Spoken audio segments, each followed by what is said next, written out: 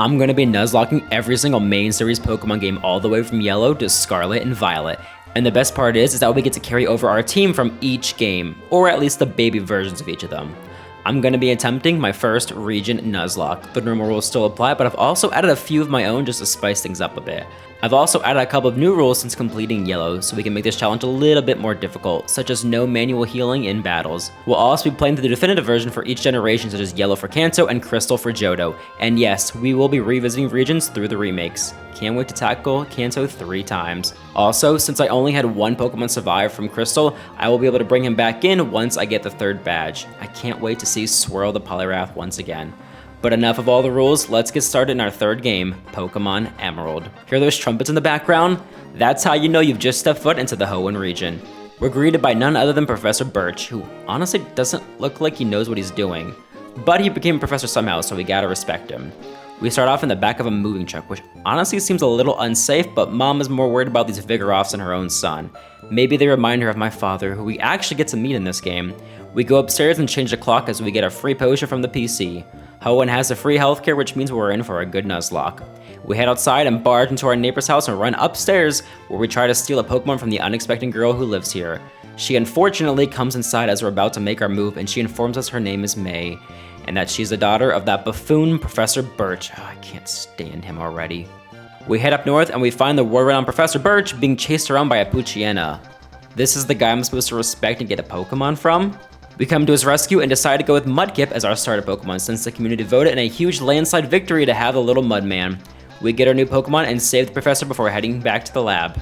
As a thank you, he lets us keep the Mudkip, so we name him Skipper and continue north into Oldale Town. We meet up with May at the top of the route and we get to beat up her Trico to get our first trainer victory out of the way. We head back to Little Root and are given the Pokedex from the professor so we can record the vast amount of Pokemon in the Hoenn region. This is also where we get some Pokeballs from May so we can begin our Nuzlocke journey. We're also given a pair of running shoes from our mom so we can zoom past everyone in our path. But honestly, I was hoping for some Heelys instead. Oh well. We get to the first route and encounter a Poochyena as our first encounter. We catch her and name her Nibbles. On the north route, we encounter another female team member, which is a Zigzagoon that we name Sly. After getting the team up to level 6, we move west and encounter a Wurmple as our next encounter. We catch him and name him Gummy before battling through a few more trainers on the route ahead. As we arrive in Petalburg, we make our way to the gym to meet up with the normal type gym leader, Norman. A random green-haired child walks in and we go back to the route we were just in to watch him catch a Ralt. Congrats, green-haired boy named Wally. Back at the gym, our dad informed us to get 4 badges before we even think about talking to him again. Sounds like my actual dad. So we move west and get a Meryl as our encounter. This team member is also a girl and we name her Moose. We battle through some trainers and end up in Petalburg Woods where we encounter one of my favorite Pokemon lines, Shroomish. We catch him and name him Barney since that's what I named my Breloom in Scarlet and Violet. We continue through the forest only to find ourselves in the middle of a robbery. A Team Aqua Grunt was looking to steal from this poor Devon Corporation worker. We beat him up and get a Great Ball as our reward. Not too bad. We keep battling and find ourselves out of the woods. We find ourselves a Whalmer Pail as well as some extra berries to bring along for our journey. We finally arrive in Rustboro City, the home of the first gym and the rock-type gym leader, Roxanne. Before we battle her though, I wanted to get a couple of encounters in the route to the east of the city and also in the cave. Our encounters end up being an Inkata that we named Dirt and a Whisperer that we named Winston. We spend a little bit of time training up our team and then we head into the gym to get our first badge.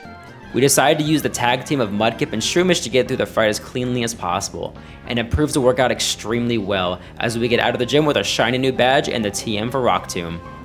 As we walk out, we see Team Aqua causing a mess again, so we follow him to the tunnel where we caught Wishmer and beat him up. We return to Rustboro and we are given a Great Ball once again for helping out the Devon Corporation.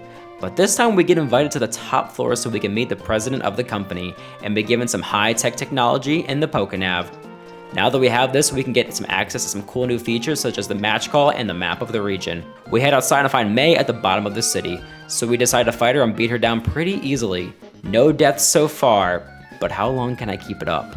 We head to the house next to the sea right outside of Petalburg and we get our personal ferry to Dewford, the home of the 2nd badge. Once we arrive in Dewford, we set our sights for the Granite Cave so we can get our encounter. We pick up a Makuhita who we name Gloves. We make our way to the tunnel and meet up with Steven so we can deliver the letter to him that was given to us from the president of the corporation. We make our way into the gym and get a preview of what's to come. But honestly, I should have trained up a little bit more. Unfortunately, this is where we lose our captain, Skipper the Mudkip, to a tragic and definitely avoidable death. I honestly don't think I'm ever going to be able to keep a starter in this series. We say goodbye and add Winston the Wishmer to the team. After this setback, I knew I would need to train a bit more before facing Brawly, so I head back inside the gym and get into a double battle. As soon as the battle started, I knew that I would be losing someone, as I definitely was not prepared for this. We get into another sticky situation and end up having to sacrifice Moose the Meryl in order to keep all of our stronger team members alive. Sorry Meryl, but you literally didn't do anything, so at least the emotional attachment wasn't there. Unlike Mudkip. Back in the Pokemon Center, we release Moose and add Dirt the Nincada to the squad. I then head into the cave to do some more extensive training. I wanted to get Shroomish, Poochigan, and Zigzagoon and Makuhita all up to level 18 or 19, so that I stayed under the level limit for Brawly. This training process took a few hours and unfortunately resulted in another death. I thought the wild Makuhitas did not have any fighting moves, but apparently they learn Arm Thrust at level 10. This ends up being the reason why we lose our friend Sly the Zigzagoon to a couple of arm thrusts to the face. This was definitely avoidable if I just looked up what Makuhita learned, but unfortunately, there's nothing we can do now. We head back to the Pokemon Center and add Wurmple to the squad for the time being. After this incident, I end up traveling to Slateport to see if I can get a decent encounter in the route north of the city. We end up getting a Minun who I named Sparks. We make haste back to Dewford and get our final preparations in before taking on Brawly. We defeat the rest of the trainers and head on up to face a fighting type gym leader. My plan here was to lead with Shroomish and use Leech Seed and Stun Spore on everything and see how far that could take me. This ended up working pretty easily as we beat Brawly without too much of an issue and get the second badge, as well as the TM for Bulk Up. We leave the gym and make our way back to Slateport so we can deliver the package that was given to us from the Devon Corporation. We find a long line of Aqua Grunts waiting to get inside the museum. I take my place in line, but it didn't seem to move very quickly, so I decide to head inside the shipyard and see if I could pass the time quicker.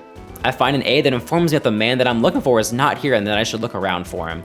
So I head back outside and see the line is finally cleared up, meaning I can now go inside. Once I pay my fee of 50 Poké, I make my way upstairs to find the man I was looking for. That was until a couple of grunts made their way upstairs and tried bullying us out of the package. I beat them both down and get introduced to Archie, the leader of Team Aqua. After this, I continue my journey to the third gym and find myself on the following route beneath Cycling Road. This is where I meet up with May for our next battle. We end up taking her out pretty easily, but not without some scares as her Grovyle was getting pretty close to taking out my little Shroom man. But we beat her and we continue to Mauville. Once in Mauville, I had a tiny bit of training to do to make sure I was around level 23 before taking on Watson. My plan for this one was to lead with gloves and just kinda see what happens. We take out the Voltorb and move into his second Pokemon, the Electrike. We use Nibbles to take him out with little effort before battling his Magneton, who we use Barney for and just punch that scrap of metal into the ground. Last was the Manectric, who I really wasn't worried about. I stay in with Breloom, set up Leech Seed, and just keep using Mega Drain to end the battle. We got our third badge, which gives us access to our one surviving team member from the Johto region. But before we pick up our egg, we head west and get an Oddish as our encounter. We catch him and give him the name of Plant Dad. We head back to the Pokemon Center and get our one and only egg for this playthrough. We walk outside and we hatch an absolute legend in Swirl the Poliwag. Welcome to Hoenn. We then continue on through the route to the north. We get interviewed by a couple of Word TV hosts and add a new team member to our team in the form of Nummel. We catch him and name him Bump. Inside of the fiery path, we cross our fingers hoping to get a Slugma or a Torkoal, but instead we get a Coughing. How sad. We make our way out and continue on to Falarber Town, but not before picking up our encounter and the route right before it, which ends up being a Spinda. Surprise, surprise. After getting our encounter, we continue on the route to the west of Falarber and pick up a Swablu to add to the team. And then we suffered a tragedy. I was in a battle with a Barboach and I'm not sure what I was thinking, but he ends up taking out Sparks the Minun with a Magnitude. I honestly think I would have been fine if it was just one lower level of Magnitude, but that's my fault and I definitely should have switched out. But we must continue on, so we continue to Meteor Falls. In the falls, we get Zubat as our encounter and meet up with both of the bad guy groups before they venture off into Mount Chimney. We make our way out of the cave and also head on over to the mountain, but first we get to enjoy a nice little trip up the mountain. At the top, we see Team Aqua and Team Magma Grunts going at it, but our goal in this moment is to stop Team Magma. So we battle their grunts and find ourselves at the top against Maxie. This fight was a little brutal as we end up losing Fluff the Swablu and my favorite, Barney the Breloom, thanks to his Zubat and his Camerupt. But we managed to make it through and continue on. After the shenanigans of the mountain, we make our way through the Jagged Pass and get Chopper the Machop as our encounter. In Lava Ridge, we begin to make preparations before heading into the 4th gym against Flannery. We train up a bit more with all the trainers inside, as well as from grinding in the grass before we take on the Fire Gym leader. Our plan was a bit risky, but I wanted to use Swirl to set up some double teams and Rain Dance and see if he can sweep Flannery's entire team. It did start to get a bit risky at times, but we end up being able to pull it off and get our 4th badge. Now it was time for Papa. But before that, we get the Go Goggles and head into the desert where we get 3 different encounters. One for the Mirage Tower, one for the actual desert, and one for the static encounter of the fossil. We get Sonnet the Sandshrew in the tower, Indigo the Trapinch in the desert, and back in Rustboro, we get Arnie the Anorith. We head back to Paddleborg to take on the 5th badge, which just so happens to be our father. Now with this gem, you gotta be careful because I've suffered a lot of deaths here in the past. My goal for Norman was to use Hariyama and Swirl for most of the fight, but when it came to a slacking, my plan was to keep switching between Nibbles and Gloves so that I can get his attack down with Intimidate. This ended up working quite well, but it did make the fight go on for quite a while. But we take out the slacking and move on to his last 2 Pokemon, which were Vigoroth and Lanoon, who both proved to be weak as we use Hariyama to finish the job. We get our 5th badge and Wally's dad comes in to ruin the beautiful father and son moment. He brings us with him and we get the HM for Surf that we immediately put on Swirl. It was also at this time I found out Hariyama could actually also learn Surf, and I'm just thinking, how? We get back to Mauville and stop by to talk to Watson as he wants us to go into the electric plant for him to turn off the generator. We agreed to do so since it gives us the TM for Thunderbolt and access to another electric type on our team. We end up getting a Magnemite for our efforts. We finally make our way west out of Mauville where we get an encounter of a Manectric in the first route and a Tropius in the second. Both I couldn't catch unfortunately, so I had to sacrifice those encounters. Oh well. We continue forward and get Planted to evolve into Gloom as well as Numb to evolve into Camerupt. The team is definitely getting to form at this point. We find ourselves at the Weather Institute and fight our way to Admin Shelley. We take her out and meet up with a researcher who rewards us with a cast form that we name Castaway.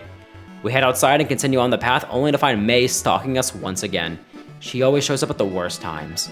She leads with Slugma, who is an absolutely poor choice to use when it's also raining outside. We take him out as well as her Grovyle and Lombre to win the battle. Hopefully we can keep this momentum up. We continue to Fortree as we battle through a few more trainers before ending up in the Treehouse City. We head east outside the city to get our encounter of an Absol after we encountered like 4 different Mightyanas before this. We catch her and name her Disaster. Not sure if we'll use her, but definitely a great pickup.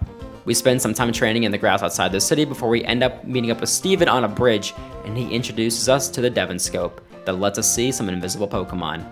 We use this static encounter to pick up a Kecleon for ourselves and name her Kelsey. Now that we've finally arrived at the gym, we can start battling through some of the trainers and make our way up to Winona, the flying-type gym leader. The trainers in here were honestly a little bit scary, and I thought I was going to lose someone in almost every single battle.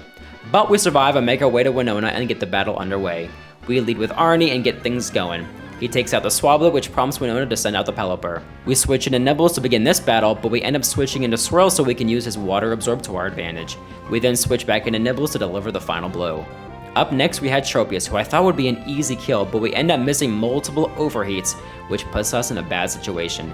We switch into Plantad and then Gloves, which prompts her to bring out her biggest weapon, Altaria. We bring out Swirl to put her to sleep, but she switches out so she can use that natural cure. The Tropius comes back out, but this time we manage to take it out. Next was Skarmory, who I thought would be an easy finish, but unfortunately, she lands a crit with Aerial Ace that kills Bump. This one really hurt me, and it took me a few minutes to collect myself before sending out Swirl to finish off the Skarmory. Now we are back to the Altaria, who ends up setting up with some Dragon Dances, and I honestly thought I could be swept here. We had to make some hard decisions, and we end up having to sacrifice Nibbles and also Plantad. My goal now was to take her out with Fake Out, but she ends up surviving with a couple of HP, which means we would have to lose someone else. Unfortunately, that means Arnie would have to bite the dust, as I needed my other team members to stay alive so we can begin the rebuild after this horrible battle. We take her out with one last Fake Out and get the Feather Badge. Whew, that was a rough battle.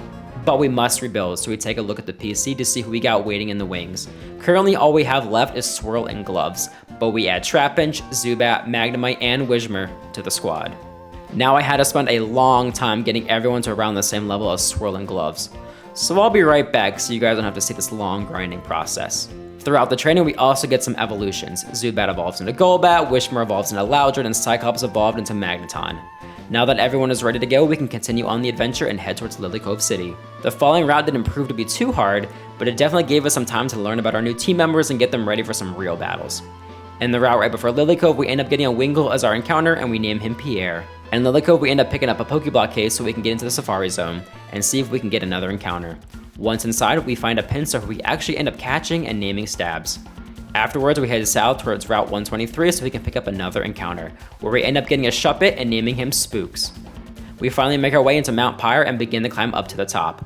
On our way up, we get our encounter of a Vulpix who we name Scarlet. We battle through some Team Aqua Grunts and make our way to Archie, who immediately leaves. We're given the Magma Emblem, which gives us access to the Magma Base back near Lava Ridge. So we head back there after we spend a little bit more time training in the rest of the Mount Pyre. But before we head back, we actually make a stop at the Lily Cove department store where we must battle May to get access inside. She proves to be fairly easy, giving us no issues in the slightest. We make some sales and head back to Lava Ridge to take down Team Magma. Once inside, we get our encounter of a Geodude who we name Slab. We battle our way through the hideout and Trapinch evolves into a Vibrava. We make our way down and find Maxie attempting to control Groudon. He gets upset that he messed up and challenges us to a battle. He brings out his camera, which I thought would be an easy kill with Swirl, but all good things must come to an end, as he takes us out with one Earthquake and we lose our only friend from Johto. Goodbye, Swirl. We send in Batty to confuse him and hope for some sort of luck, which only works a little bit as we're forced to bring in Loudred, who immediately gets knocked out. Another death added to the Dizzy Tepig down below. But we managed to make it through without any more deaths thanks to gloves. Back at the Poké Center, we say goodbye to our two friends and add Pierre and Scarlet to the team. We spend a little bit of time training and get Pierre to evolve into a Pelipper. We then fly to Slateboard to see what's going on with Team Aqua, but unfortunately we're too late as the submarine was stolen seconds before we got there. We meet back up with Team Aqua at the hideout right outside Lily Cove and make our way through the grunts. We make our way to the end, but we end up being too late once again as they make their escape to find Kyogre. We head back outside and make our way east towards Moss Deep, the home of the next gym. I also make a stop at the Shoal Cave to pick up an encounter of a Spheal who we name Circus, who will end up replacing Pierre on the team. We head to Petalburg to get our fishing encounter of a Corphish, which is exactly what I was looking for. We catch him and name him Crawdad. We spend some time grinding since we have an absolutely massive battle coming up in Tate and Liza. During this time, we get Circus to evolve into Celio and get everyone else up to some decent levels before we enter the gym. Once inside the gym, it was starting to become apparent that our team was getting weaker, so I grinded up a bit more after facing all the trainers to get our levels right around the level cap, so we had the best chance to take out the Psychic-type gym leaders. We also make a stop at the Fiery Path so we can get a Fire Stone for Scarlet and evolve her into a Ninetales. We also get Golbat to evolve into Crobat through the power of friendship. Now it was time for the gym battle. We begin with Gloves and Batty to get things started and just start spamming Shadow Ball with Crobat. This battle can be extremely dangerous if you aren't ready for it, so I made sure I was as prepared as possible. During this battle, we end up losing Indigo the Vibrava, which isn't a huge loss, but sad nonetheless. We take out the Xatu and the Lunatone, and all that was left was Solrock and Claydol. We use Surf to our advantage and take out the Solrock. We switch back into Gloves and deliver the final blow with Shadow Ball from Crobat. We somehow avoid too many deaths in this battle and get our 7th badge, the Mind Badge. Now we are almost ready to go to the underwater Aqua Hideout. But first, we had to make a stop at the Pokemon Center and add Crawdad to the team. Outside, we see Team Magma up to no good, so we follow them into the Space Center. We battle through a few grunts and meet up with Steven at the top, where we join him for a double battle and finish off the remaining grunts. Outside, we get the HF for dives, so we can finally make our way underwater and find the Aqua Hideout. We also finally get Crawdad to evolve into a big bad Crawdont. We head south and begin our descent underwater. We find the hideout and make our way inside and start battling through all the grunts. We find ourselves briefly lost at the water puzzle, but we end up finding our way through and making it to Archie, who is trying to control Kyogre. He too gets angry because he's unable to do so and challenges us to a battle. We end up taking him out pretty easily using Cyclops and finishing the battle. We then get word that the weather outside has gone absolutely insane, so we head outside and meet up with everyone to see the disaster that's taken place. Steven recommends that we go to Sootopolis, so that's where we head, but not before picking up a Clamperl underwater and naming him Clamps. In Sootopolis, we see the two legendary Pokemon going at it and we try to get in the middle, literally. We talk to Steven and we head to the Cave of Origin to see what we should do next. We speak with Wallace once we're inside and he tells us to go to the Sky Pillar so that we can solve this issue. We surf on out of here and make our way to the pillar where we find Wallace already ready to go. He unlocks the door and we make our way upwards. Once inside, we get an encounter of a Sableye, but he ends up dying. At the top, we meet up with the big green lizard Rayquaza, who rudely flies away immediately. We fly back to Sootopolis and watch the greatest cutscene in Game Boy Advance history. After the boys are done fighting, we talk to Wallace to get access into the gym. We make our way through the ice puzzle and meet up with Juan at the end.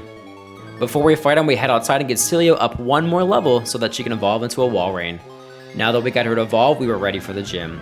We lead with Circus and get the party started. We use the power of the entire team to take down Juan, but boy, it was not easy. This man does not mess around. We make it through the battle, but we definitely had some close calls, especially with that Kingdra. We make our way out, and now it was time to head to Victory Road. We gather up some repels and potions and make our way over to Evergrande City. We head inside to find Wally once again thinking he can beat us. We lead with Walrein and we switch out a couple times before we end up beating him pretty easily, and then we continue forward. The trainers in here are absolutely no joke, so I'm glad I brought a bunch of potions so I could heal myself between battles. After battling through all the trainers and navigating through the dark rooms, we finally end up at the end of Victory Road. with our team still intact. We exit and find ourselves in the second half of Evergrande City, where the Pokemon League resides. Before we take on the Elite Four, I wanted to make sure my team was good to go, so we spent an extremely long time training up everyone to around level 55. We had to make sure we stayed under the highest level of the champion, but also leave some wiggle room so one of my team members doesn't get too high of a level. After doing this and getting some new moves on the team, I thought it was time to finally take them on. We head inside and take on Sydney, who loves Dark-type Pokemon. The strategy here was to use Crawdad and Ninetales and just completely sweep his team. Now we do have a little advantage here since our team is level 55, but that advantage is only short-lived as you start to get through the Elite Four. We take out City with no casualties and move on to Phoebe, who loves using the Ghosty Boys. Here I wanted to use Crobat and Shadow Ball as much as I could since he was our main threat against her. We also use Cyclops and his Thunderbolt to help out a bit since he can definitely pack a punch. We swap between him and Batty and take her out with no deaths. Whew, good start. Next up was Glacia, who likes to keep it cool with her Ice-type Pokemon. Here I wanted to use Gloves and Cyclops as much as possible.